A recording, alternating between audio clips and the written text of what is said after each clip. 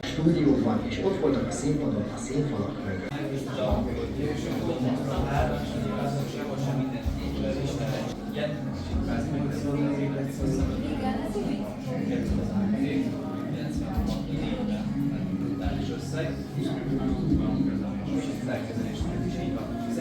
És adott a gyereknek mindegy, lehet, de farkasbér a 2 ajánljuk is, amit az ilyen És lesz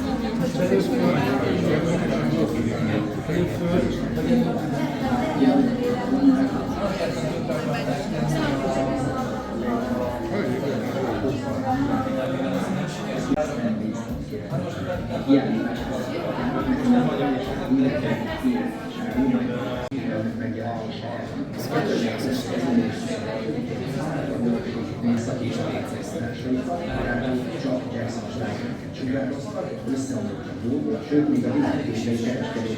Én premiért néztem, és nekem nagyon tetszett. Nekem ez az első igazi élet, hogy én magyar szinkronban néztem, angolul még nem láttak.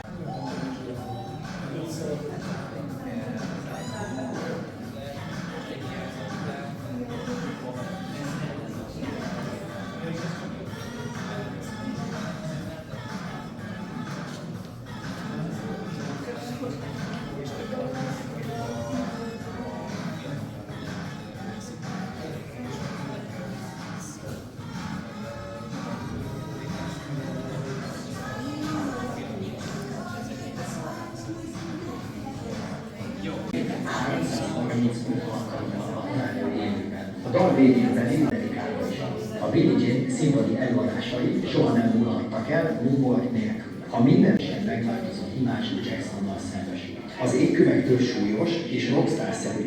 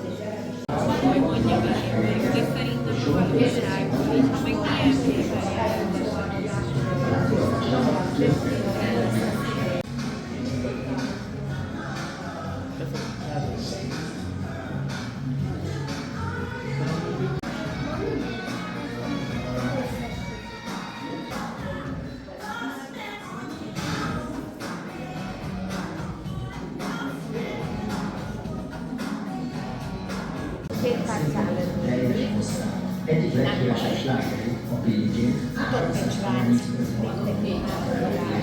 A dal végén pedig minden alkalommal előhasznált közbenviselt fekete kalapját gondolkozott közönséggel.